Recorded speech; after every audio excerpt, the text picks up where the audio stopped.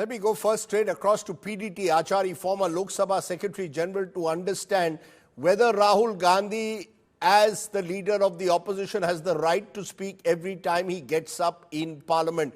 PDT, Achari, that's the claim which the opposition is making, that Rahul Gandhi, as leader of the opposition, must be given the privilege of speaking when he is on his feet. The speaker did not allow him to speak, and this is not the first time that's happened. Last week he wanted to speak on the Kumbh Mela. He wasn't allowed to speak. Do you believe that Rahul Gandhi has a case, or does he protest too much? Well, I must say that the leader of the opposition in a legislature has certain privileges. The first thing is that he can intervene in the House whenever he wants.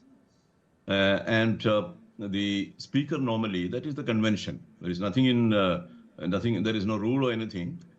But the convention is that the speaker will allow the leader of the opposition to make his observation. That has been the convention, I think, the world over. No, you're saying it's the convention, not the rule. Let me get that clear. You're saying the convention is that if the leader of the opposition gets up on his feet, even in 0 hour or question hour or at any stage in the debate, the speaker allows him to have a word in. Is that what you're telling me? Yes, that is the convention. But there is no rule about it. That is the convention the world over. Does that mean irrespective? Because the charge which is being made is Rahul Gandhi was not observing the decorum. Sources are telling us that he was speaking to his fellow MPs while the debate was on. Is that, or can the speaker take the line that the leader of the opposition is not observing decorum?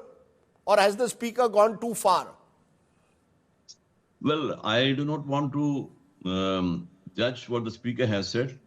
The point is, when something happens in the House, in full view of the House, or when the speaker observes something happening in the House, then naturally the speaker will take notice of that. And if there is something which goes on in the House, which is against the decorum or which is undignified and things like that, and the speaker certainly has a right to make observations about it, and he can bring it to the notice of the House and the members about that. But here I do not know what exactly has happened. But do you believe that the speaker in general, I'm asking you now, you've been observing this present Lok Sabha, Om Birla has been speaker now for 6 years.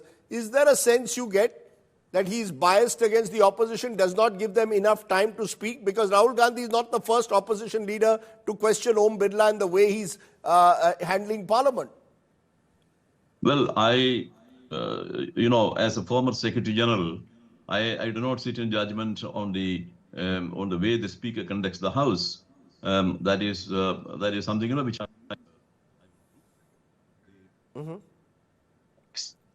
that the speaker is an experienced person, and he knows how to conduct the House proceedings of the House.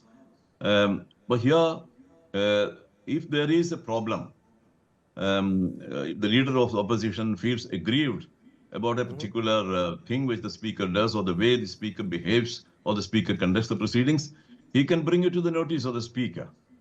That is what normally is done, either in the House, or maybe he can have a chat with the speaker in his chamber and register his protest. Does the speaker the ultimate authority? That once the speaker has given a particular ruling, neither Rahul Gandhi or, dare I say, even Prime Minister Modi, no one can question the speaker's ruling. Well, that is the convention. The speaker's ruling is final on a particular matter, and nobody can question the ruling. But of course, after the speaker has given a ruling, a member can seek a clarification. He cannot challenge the ruling of the speaker. But here, the speaker has not given any ruling on a particular matter. Speaker has made an observation, and it is not very clear whether somebody has given a notice to the speaker, drawing his attention to something which has happened in the House or outside. That is not very clear. Normally, let me complete that. Yeah, go ahead. Normally, the speaker makes such observations in the House on the basis of some notice which is given to him by a member. and then the House must know. House has the right to know the full facts about it. Who has given the notice, and what is the matter, and against which member it has been given. All these matters, should be known to the House, and also the context. But here, so you're saying the Speaker will have to give clarity as to why he didn't allow Rahul Gandhi to speak. He will have to give the context, whether this was based on any complaint, what was the reason, A. B. If so, does Rahul Gandhi have any forum where he can claim to have been aggrieved beyond going and meeting the Speaker personally? Is there any other forum, any other way, if he claims he's being gagged? Well, there is no other way, either because Honorable Speaker has made this observation in the House. Certainly, he has a right, as a leader of the opposition, he has a right to raise this matter in the House and draw the attention of the Honorable Speaker to this. And he can say whatever he thinks about it. Okay. So that is the way, that is the normal way. The conventions you're saying, therefore, very clearly are when the leader of the opposition is on his feet, he should in normal course be allowed to speak.